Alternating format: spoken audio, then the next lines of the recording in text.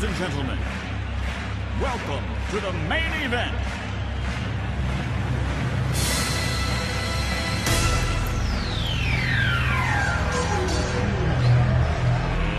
Let's get ready to rumble! Welcome to the Strictly Business Podcast with Jon Stanko and Mike Ritz.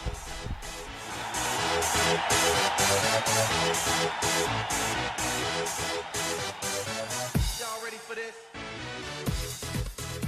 It's not personal, sir. It's strictly business. Welcome, everyone, to the third episode of the Strictly Business Podcast. Jon Stanko here, being joined by Mike Ritz. Mike, how you doing? I'm doing okay on this fine evening, Johnny. How are you? I'm sure you're doing well. The Mets just pulled out a W, and as you mentioned before we got started, only 4 games below 500 for your Mets. So playing well at the end of the season for you. So happy. We're actually going to talk a little baseball in this podcast a little bit later on, do a little bit of a playoff, a postseason push, which teams are faltering, which teams are trying to make it to the playoffs. So we're going to look forward to that later in the podcast. But we have to start off with the topic that's frankly not only dominated sports headlines for the past 2 days, it's dominated national headlines, Good Morning America, CNN, everything you could think of. It's this Ray Rice scandal that has the NFL, their pants are on fire, and they're running around trying to control a brush fire that's blowing in the wind, and nothing is going to calm this down right now. Mike Ritz, this is, for me, the biggest, I'd say, sports scandal, I think, since Jerry Sandusky. It's obviously on a different level, but it's the biggest in my lifetime of the NFL, and it's absolutely horrendous. Yeah, it's unfortunate. It's kind of breathtaking to watch the video. I only saw it once. I only needed to see it once. It's not something I really needed to see again. It was kind of horrific to say, kind of at a loss for words, but it's tough because I don't know about you, Nick. I liked Ray Rice. I mean, he was a good dude, especially being a New Rochelle guy. Us two being Iona guys, we knew all the work he's done for, New Rochelle High School and all the work he's done, all the charity work he's done in New Rochelle, but it's just an unfortunate, incident that really, really took a hold of the NFL, and it makes this whole thing makes the NFL look so bad. Oh, it makes them look there's no worse way you could look, frankly, to be honest with you. I can't imagine an organization, a billion-dollar organization, and that organization's leader looking worse than they can right now. When I first saw the video, I was shocked. I mean, when you knew that she was unconscious, Ray Rice was dragging her out of the elevator, when you saw that hallway angle, you could say, all right, maybe something happened and it wasn't so abrupt or something like that. Granted, it looked really bad, but there was questions. And then you see inside the elevator what happened, and it's disgusting. There's no other way to describe it. It's unacceptable in every way, shape, and form. And more things just come out. It was reported that Ray Rice also spit on her during the whole thing. I mean, that's not physical harm, but it's disrespectful. And I agree with you. He's a hero of New Rochelle. Everyone knows him in New Rochelle. People have hung out with him, especially at the local bar. They've taken pictures. He's been great to everyone there. But now so many things change, perspective changes, and he is out of the NFL. He was essentially fired by the Baltimore Ravens around 2 p.m. after TMZ released in the morning the footage of the elevator. And then the NFL, I think in a really cowardly way, then indefinitely suspended him after the Ravens cut him. For me, that was a coward's way out by the NFL. Yeah, I mean, no matter what the NFL does now, it just doesn't look good because the whole point was originally when we saw the first video of just Ray Rice dragging his then fiance, now wife, out of the elevator. They just decided to give him just a 2-game suspension. It was an outcry for a lot of people. They didn't think that the 2 games was enough, and then when this came out, everyone had a problem with it. And I think, like you said, the first video it showed her being unconscious, but I don't think anybody really thought that it was a close-fisted left hook that Ray Rice gave her. And I think that's the problem with it, too. But it makes the NFL look bad because they have to go back and now just kind of resuspend Ray Rice, which is also bad. So, I mean, no matter which way you look at it, the NFL looks bad in the situation. Yeah, and it looks worse today. The NFL, after the footage came out, it was yesterday that's happening so fast, or was it a couple days ago? Everything has blended together. The NFL said they had never seen that footage previously. Roger Goodell said, I've never seen that footage. But then today, a police official went to the AP News and said that we sent them this footage 3 months ago, and we got a reply, and we have a taped voicemail saying that they got it, saying proof that they received it. And the NFL now has said that they never got to see the footage, and they will look into it. And I think it's key to point out that Roger Goodell never said that he never saw the footage. He said the NFL never saw the footage. I think that's very important to point out because, I mean, if he said he didn't see it, then he has a kind of a cop-out. But now he said his whole organization that he's in charge of never got a chance to view the footage before, originally only suspending him the dreaded 2 games, or I don't want to say dreaded, but only 2 games. So now the NFL, what do you do if you're the NFL right now? You're continuing to deny the fact that you've seen it, yet everybody, I think everybody, thinks that you're lying. Yeah, it's tough because no matter which way you look at it, like we keep saying, if the NFL looks bad, whether they didn't see the video and everyone's saying, like, how did you not have this evidence? You have your own investigative groups to kind of handle these matters. And so it looks bad if they never were able to get the video. It looks bad if they did get the video and watched it and still only decided to give him 2 games. It looks bad all around. So, and it looks bad now if they did get sent the video and no one saw it. So no matter what story the NFL gives, it's not going to make it any better. So it's interesting to see. I mean, it's the question arises is if it ends up being true that the NFL got this video a couple months ago, saw it while they were trying to figure out the suspension of Ray Rice, and tried to slide this under the rug. I mean, I think originally I didn't think Goodell's job was going to be in jeopardy, but with this coming out saying that there's a slight chance that the NFL did have the video and they have watched this video, I mean, it's going to be hard for Goodell to stay afloat here.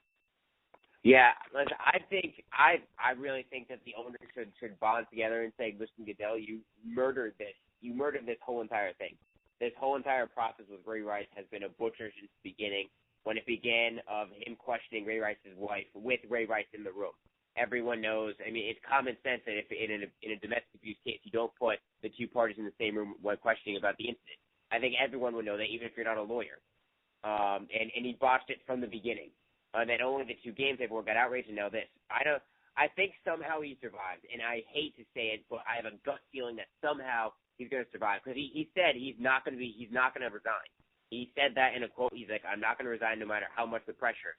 And I don't think the owners are going to be able to band together and say, we want you out, get out of office, because he has brought them so much money and so much success.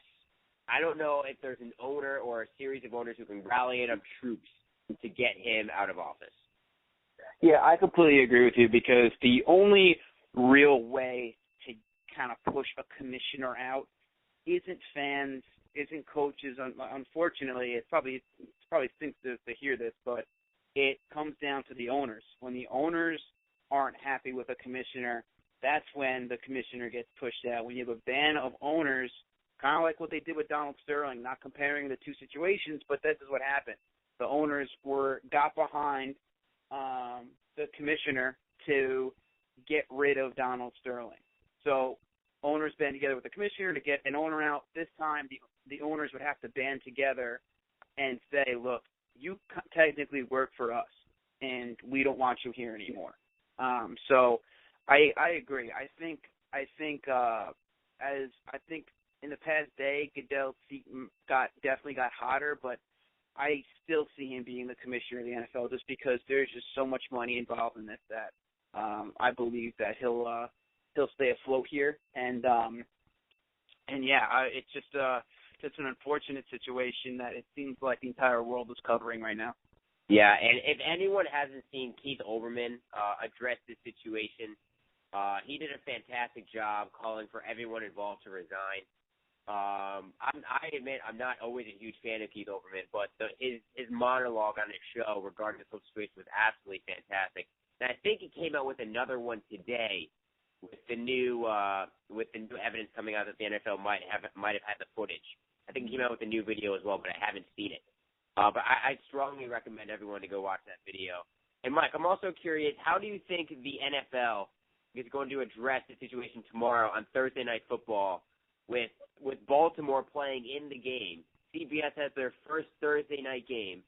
All eyes are going to be on CBS, the Baltimore Ravens, when they play the Steelers. How do you think CBS, the NFL, are going to address this? I don't know.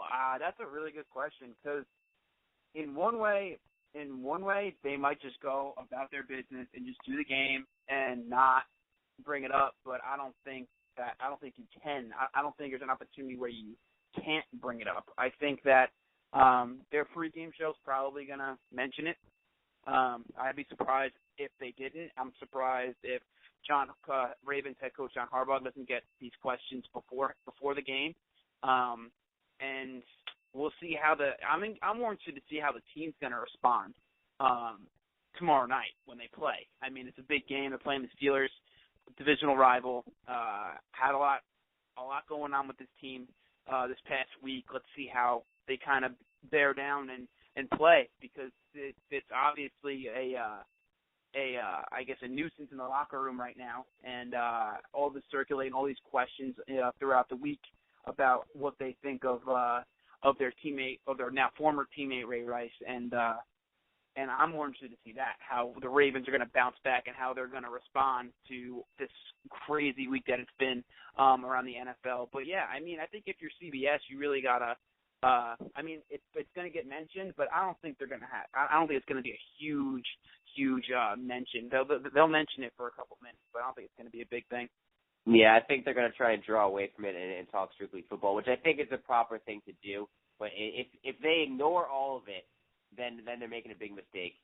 And I'm kind of worried that the NFL, seeing how they granted the rights to CBS to do Thursday night games, I'm kind of worried if the NFL is going to try and make a push or something to have someone speak on the NFL's behalf. Like on the pregame show, if they're going to have, we have so-and-so from the NFL office to join us now. If they do something like that, I'm going to be absolutely furious. And if they have someone join someone during the game in the booth, I'll be even more mad because I hate that. I hate that all around. Whenever they have a celebrity join, let's have so-and-so join us now, the celebrity, and like, I don't know if you saw Eminem did a half an interview with Brent Musburger. I think it was last year. Oh, that's something to see. Whoever hasn't seen that, you got to YouTube it. I mean, I want to go off topic, but he was so out of it. It was the most awkward thing I've ever seen. Absolutely hilarious. This is a complete sidetrack on a completely different note. But that was the most hilarious and awkward interview Brent Musburger has ever done. And I strictly think that Eminem knew exactly what he was doing. Yeah, me too. Like, I just felt like when you saw it, it was like two worlds were colliding. Yeah. Eminem and Brent Musburger, like complete opposite ends of the spectrum in a little booth doing an interview. Oh, it was that was great. Yeah, so that's a little bit of happy thoughts on this rather not happy topic of Ray Rice in the NFL. So everyone should go YouTube that for a little smile and make sure you're not as awkward as Eminem and Brent Musburger. But listen, to wrap this Ray Rice thing up, I don't think Ray Rice should ever be allowed back in the league.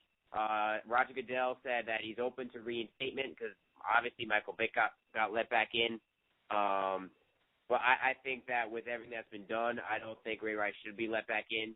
And I think that even if he was to be granted the ability left in, nobody is going to touch him. He is kryptonite. He's stronger than kryptonite. Nobody is going to touch him, any NFL team, if he's ever even allowed the chance to reinstate. I mean, never say never, Stanko, because unfortunately in the NFL, it's not like he's the only criminal. I mean, the NFL is notorious for having guys commit violent crimes. I'm not saying he's going to get admitted right away or reinstated right away, but I mean, I would be surprised if a team picked him up, within the next 2 years or so. But I mean, never say never, because I mean we've talked about it between Michael Vick, between Dante Stallworth, Josh Brent. You got all these guys, Henry, a lot of these guys kind of do the wrong thing or be in the wrong place at the wrong time, and it is a horrific act with what Ray Rice did. But the fact of the matter is he's a really good player, and it's sad to say, but I think teams, if he can help a team win, if a team believes that he can help their team win that year, he might get a look. I mean, I raised the question today. I was just thinking to myself, like, God, I mean, what would happen if this happened to a player like Adrian Peterson or Calvin Johnson right now? You know what I mean? Or Andrew Luck, or any of these guys, one of the better players in the league, and they got suspended indefinitely.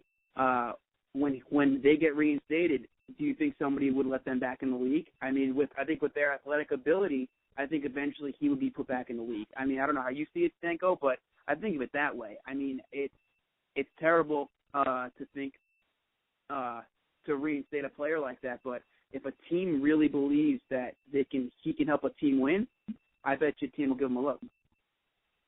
Listen, unfortunately, I agree with you. I don't think it should happen, and I really hope it doesn't. Yeah, that is a crazy PR move. It is a crazy PR move, and I don't want to see it either. As much as I like Ray Rice, I wouldn't really want to see him in the league either. And I think even if he did get reinstated, it'd be a rough road for him.